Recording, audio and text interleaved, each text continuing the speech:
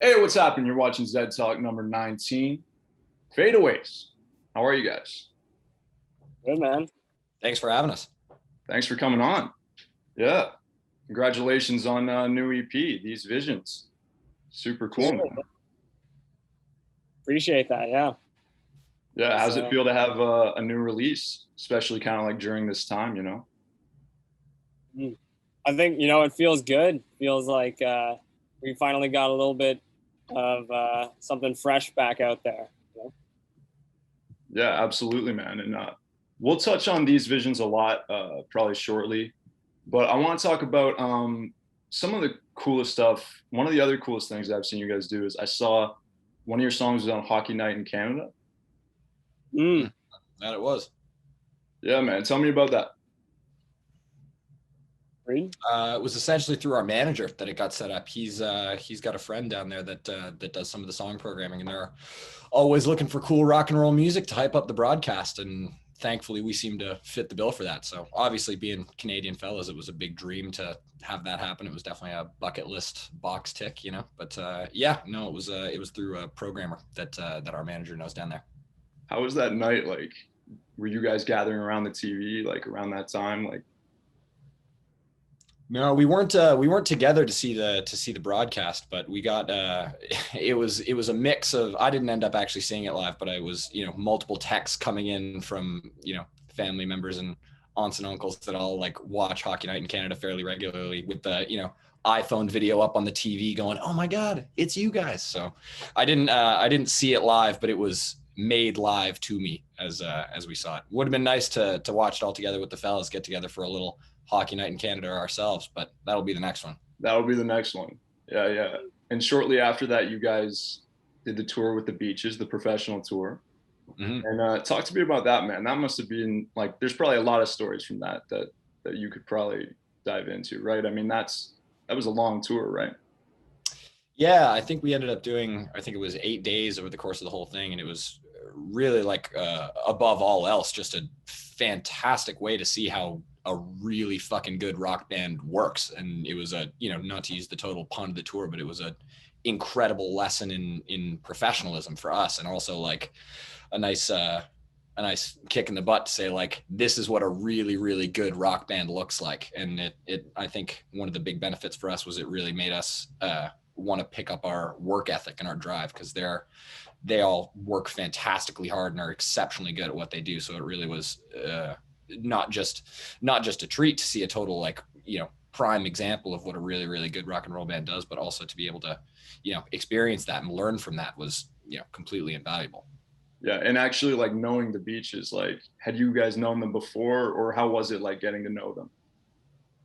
It was definitely like nice to get to know them a little bit more, but we actually we had kind of known them a little bit before because me, Duncan, and Owen all and as well as Goodbye Honolulu, we all went to the same high school. So we had sort of known them like as acquaintances through high school and stuff, and of course like always looked up to the Beaches, as a successful rock band when we were in high school. And we're like probably I guess I'm only a year younger than Kylie is, but Kylie's like the youngest in the Beaches. So they're a little bit older than us. And I just remember like in high school having them be like, off in the UK, like doing tours and stuff when they're like still in high school, and we're like trying to, form the band and whatnot. And it was really nice because obviously we got to, meet them and get to know them better through that tour and just kind of become way closer. So yeah, it was really nice. And again, like Reed said, just to sort of witness like how the actual tour life works was very, very important to us.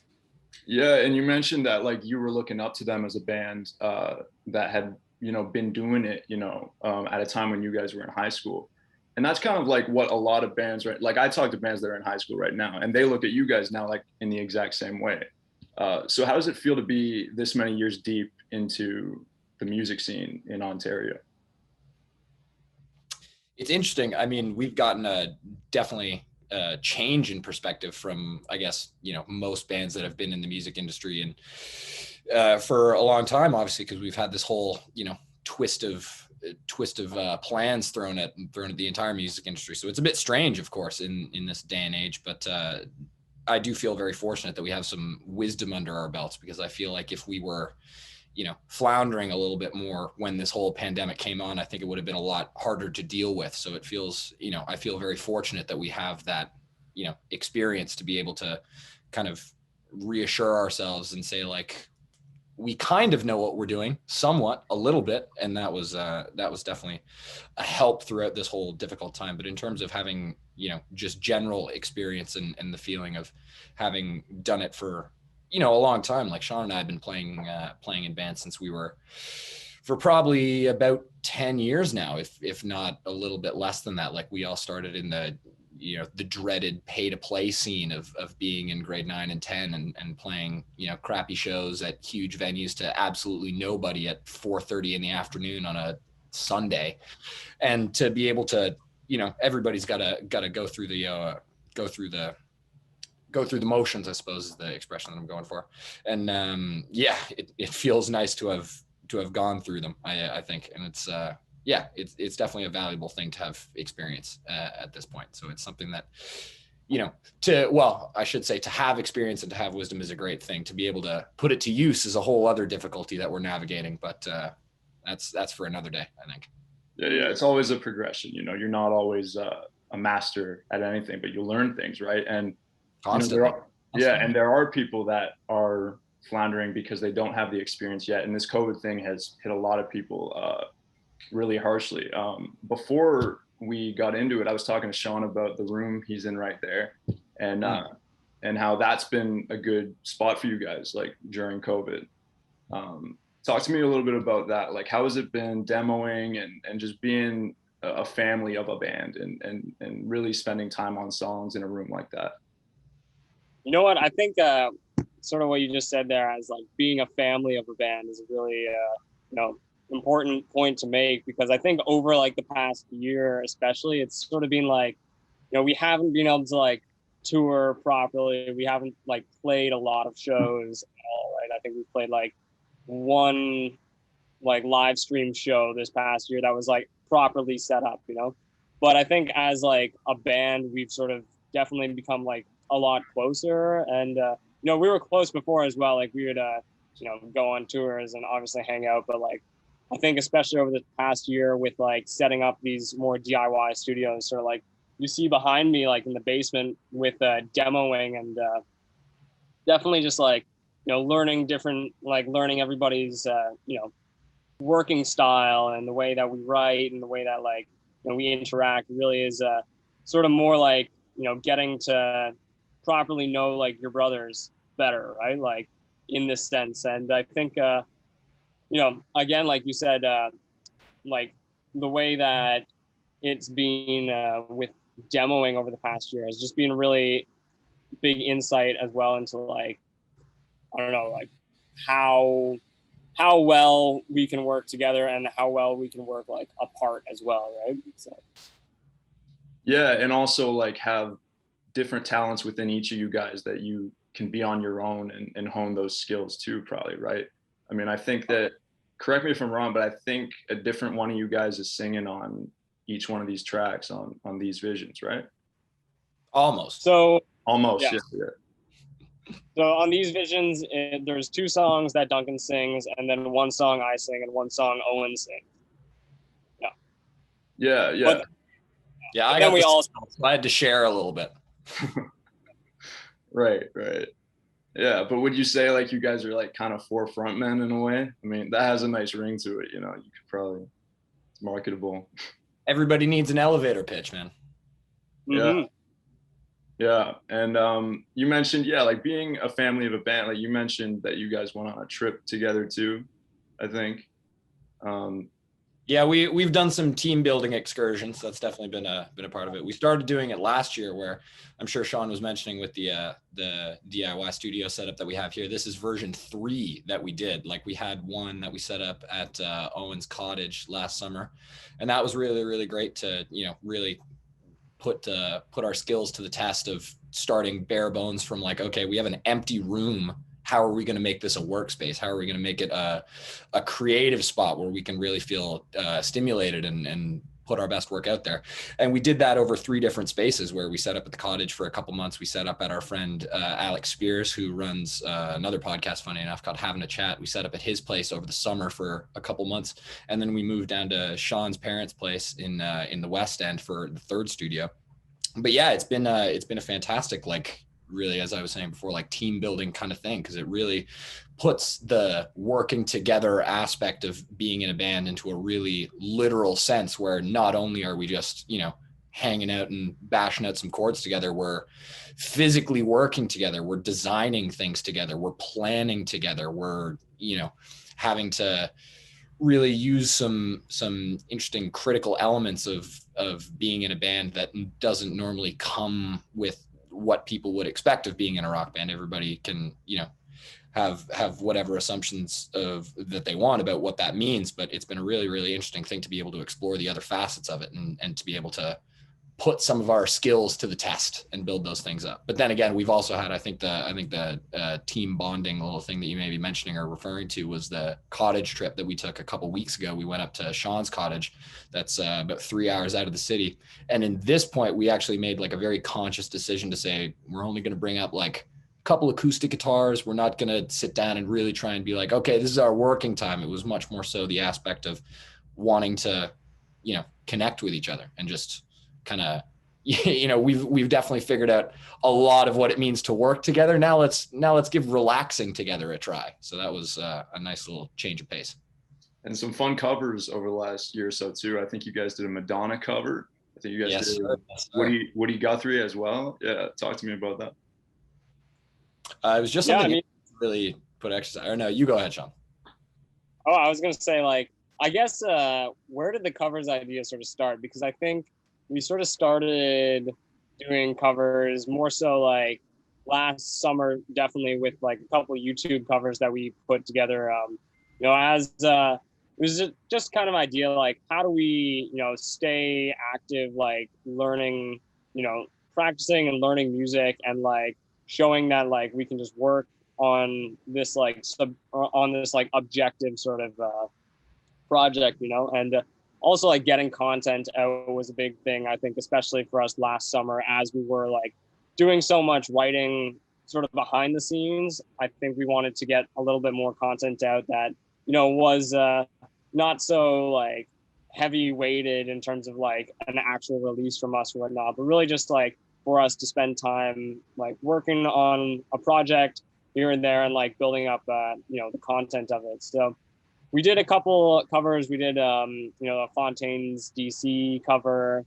We did a Primal Scream cover. We did, the Woody Guthrie one. And then the Madonna one, Ray of Light one, was actually, that sort of came out after we had started doing those covers. And it was through Stranded Fest. If you're not familiar with Stranded Fest, they're just like kind of a, I guess, events company, not like events company, but like, a production, I don't know, show that does like cover nights. Usually on like a regular year, they would do a whole covers night of bands that cover different artists and whatnot. But with COVID, they were doing just like online cover series. So they had reached out to us, and we had been thinking about doing the Madonna cover for a while, because we're all getting super into, sort of more the pop music as well, which is interesting. But we decided to finally, try that out. So I don't know, Reed, do you have more to say about that?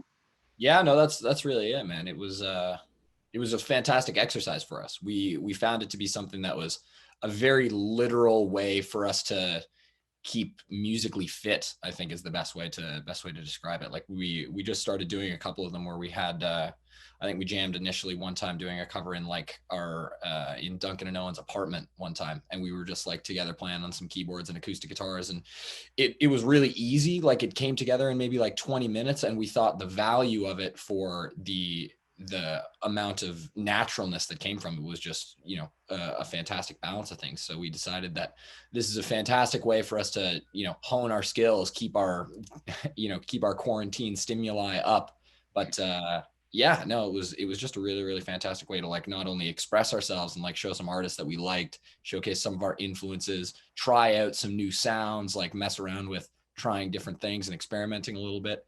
It was very much that, but it was also, yeah, just a, you know, fun way to keep ourselves busy a little bit. Yeah. From, I think, our perspective, we are still a very like, you know, DIY band in a lot of senses. Like we still really, you know, it's all on our shoulders in a lot of ways, obviously, for sure. Like, you know, working more so on these visions, like bringing it all together and whatnot. We really did have a lot, each of us individually, that like contributed to that and like bringing that project together. So I don't know, I just wanted to say it's all DIY still. So even if it doesn't seem like it. Oh no, I get that. Yeah. No, you guys are like DIY with like a manager and with like, you know, a lot of experience behind you and all that from what I see. But Yeah, you know what I'm saying? yeah. Yeah. Yeah. But I'll mention some bands real quick and you can tell me, I'm assuming that these bands, you're influenced by these bands, and you can tell me if I'm dead wrong, if I'm dead right, or you can elaborate on some of these bands if you'd like to. Because I'm so used to asking like, hey, what are your influences? But I don't know. This is a little more fun. So Yeah, I like that change up, man. That is a cool idea. thanks, man. Yeah. So Foo Fighters. Huge. Yeah. Me and Oh, yeah. Sean saw Foo Fighters almost front row together when we were, I think, 14 or 15 or something like that. It was, yeah, possibly one of the best shows I've ever been to in my life. Huge influence. Definitely, I can't remember the last time I listened to them, to be honest. I don't really listen to them much anymore, but like, yeah, in high school and stuff, they were absolutely massive influence, not only in terms of just like music, but also in terms of like, you know, a stage show. Like, for instance, the show that we saw them tour on was on the tour where Dave Grohl had like broken his leg, and so he was sitting in like the big chair and all that kind of stuff. And I think obviously we don't have too much application for it in a literal sense, but I think that mindset is something that we all definitely identify with. The idea of like, you know, you got a broken leg, like, you want to keep playing, let's go, you know? So the idea of passion over everything is a big one that Foo Fighters give to us. And also, of course, like a huge early Sonic influence, I think. Yeah. Molson Amphitheater on that one. Yes, Yeah. sir. Yeah, I was there too. Right? Yeah, that was great. That was a crazy show. We were like 15 feet from him, like front row. Honestly, it was crazy. Yeah, man, I was on the lawn, but it was just to see him on that tour was something special, right? Mm-hmm. They had like shirts like I saw. It was like break a leg, like I saw Dave. Yeah. That's that was it. No, legendary dude, like for real. Oasis. Huge. Greatest rock band of all time, better than the Beatles. No. Yeah, no, Oasis is a fantastic Sonic influence for us, I think. Much later, I think right around the time I stopped listening to Foo Fighters is when I started listening to Oasis. And I don't know, anybody can take that for what that means, but yeah, they're definitely a big Sonic influence for us, I think, in terms of the kind of they were really our introduction to the 90s British sound and that whole kind of like songs that are slower than they actually sound and like really big multi-layered guitar production, harmonies and rebalancing 60s influence with a modern twist. Like, yeah, another example of a band that we don't really listen to that much anymore, I guess, but like definitely had a very, very big impact on our sound. I wish we could say that we had more of an influence coming from them in terms of attitude. Wouldn't it be nice to have half the balls on those guys? But yeah, they're definitely a big they were a big band for us for a while. We used to cover, what was it? What did we cover? Shaker Maker? Was that it? I think we covered that at like a few shows or something like that. And that was always really fun because it felt very much like the stuff that we were not only really into at the time, but also the stuff that we were trying to do at the moment, because that song in specific is like, you know, it's a standard 12-bar blues, but it has these fantastic harmonies, this really big like Beatles-esque harmonic hook that like comes in the turnaround and all that kind of stuff. Yeah, so they were definitely a really, really big influence on us for quite a while. But I think one of the best things about them is that they kind of opened up the door for us in terms of listening to like tons of other artists. Like to trace it back, our real dance music and pop music craze that we've all been totally on for the past little bit, and things that lead to like covering Ray of Light by Madonna, for example, is something that comes from when we were listening to Oasis and getting into all those like 90s British bands that had started doing the like Primal Scream, for example, or even like Blur, of course, in the sacrilegious sense to mention Blur in an interview question about Oasis. But yeah, they were definitely a really big influence on us for a long time. But even more so than that, I think listening to them opened the door for us to listening to a whole new plethora of artists that we wouldn't have discovered otherwise. Right on. Shaker Maker, badass song. Big tune, man. Big tune. I got Ramones here. Yeah. Yeah, another big one. Another big one. Yeah, they were a huge musical influence on I think anybody that listens to rock music in our day and age. Like, I would be very, very hard pressed to find somebody that had not at least played once the riff to Blitzkrieg Bop. Mm-hmm. Absolutely. Yeah, we used to cover Bonzo Goes to Pittsburgh as well. That was a big one. One of the, or I guess it was at Taste of Life EP release at the Horseshoe. We did our encore as that. That was our encore, and I was just talking to Owen the other day. I think we should bring that one back. So. Always a good one to do, man. I was a professional Joey Ramone impersonator for a month. It was my favorite job that I've ever had. I got to be in a Ramones cover band for like a couple weeks doing a show, and it was by far the best employment I've ever had in my life. It was fantastic. Let me know where that came from, buddy. That's gotta be the coolest thing I've heard of. Oh man, when I found out about the opportunity for it, a good friend of mine had called me about it. So essentially what it was is there was this play going on that was written by a guy called John Ross Bowie, with no relation to David whatsoever. I think he was on like it's on a TV show. I think it was The Big Bang Theory, but I don't know for sure. And I got a call from a good friend of mine who he was just like, I can't remember exactly what he said, but he was like, "Do you like the Ramones?" And I was like, "Of course, I love the Ramones." And then he was like, "I know this band that needs a lead singer to sing a bunch of Ramones songs for like a month." And I was like, "Fantastic. That's all the details I need. Sign me the hell up."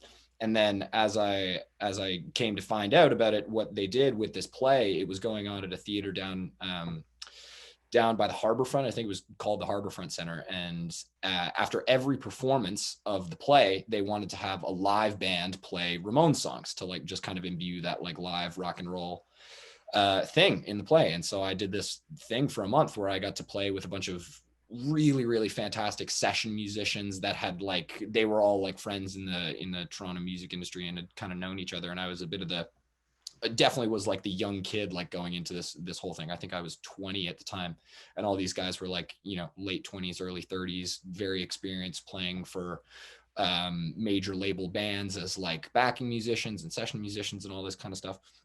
And so I rolled into the auditions and did this whole thing for about a month, where I would go every night at like 7:00 or something down to the Harborfront Center, and me and the other guys would hang out in the dressing room while this play was going on downstairs. And then eventually we would hear this cue that was like, okay, 10 minutes till the end of the show.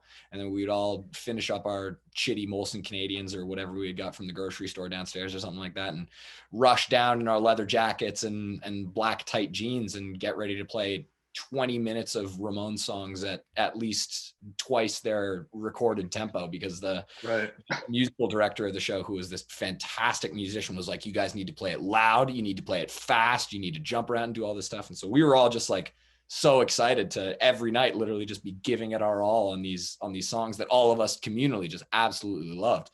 So yeah, no, that to cap off my very long story, the Ramones hold a very, very special place in my heart. I mean, they always did, but once that opportunity came around, they'll be cemented in me forever. I'll have a little 0.5% of Joey with me going all the time. Wow. Yeah, I'm glad I put them in there then. God, that's awesome. Yeah, loaded answer there for you, I suppose. That's awesome though, man. And that was paid too. Like you were doing that. Yes, man. That was my job for like a month. I didn't do anything else, and that paid for my beers and smokes, I guess. For you, but you're a lucky guy, man. That's amazing. Yeah, it was absolutely fantastic, man. I had so much fun. So much fun. And these visions, man. So how does it feel to have something out there that's new right now? You know, it's new energy. You get to talk about it a lot, and it's perfect timing too. Like it's a beautiful summer. It's a very summer vibe of an album. You can smile in the summer also. How does that feel? Tell me about just how it feels to have a new release out. Mm. Yeah, I mean, it feels great, right? Like I was talking to you a little bit about it before Reed joined on, but I think it's one of those things where, like, it's so nice to have new music out and feel like you are still active at least a bit with, like, putting out the new tunes. And we were talking about how we were really sort of focused a lot on like writing over the past year and whatnot, but always wanted to get a new EP out. Like we've been wanting to get it out for a long time, right? But